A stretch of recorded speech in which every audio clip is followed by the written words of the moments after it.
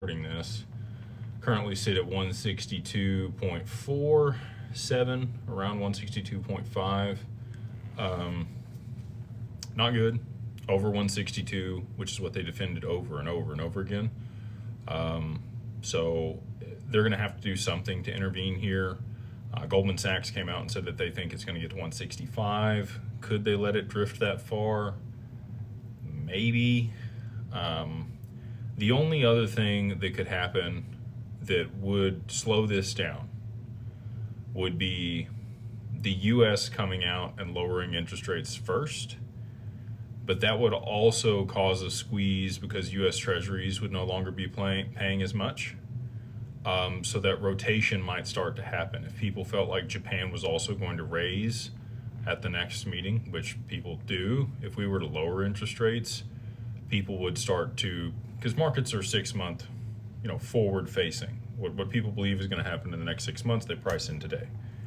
So if they believed over the next 6 month period that Japan's bonds would trade higher than U.S. bonds, they would start to rotate to be able to get that upswing, right?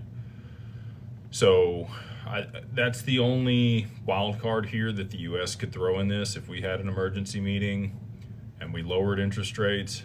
But I think even then the spread tightens between Japanese bonds and our returns, and we see the unwind happen anyway.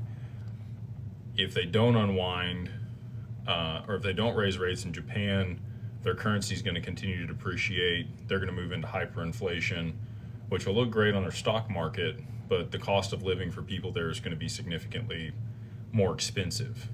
And they're going to protect their currency. That's what all central banks do.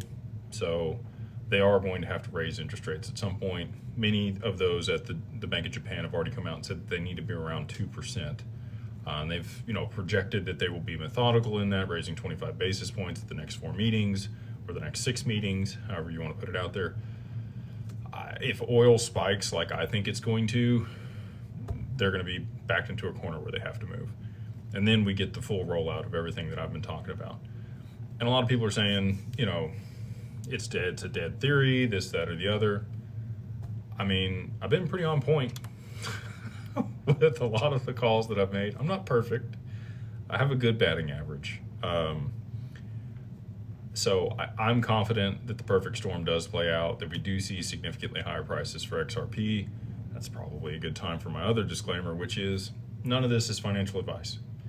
It's all for entertainment and educational purposes. You should always speak with a tax professional, an attorney, a financial advisor before making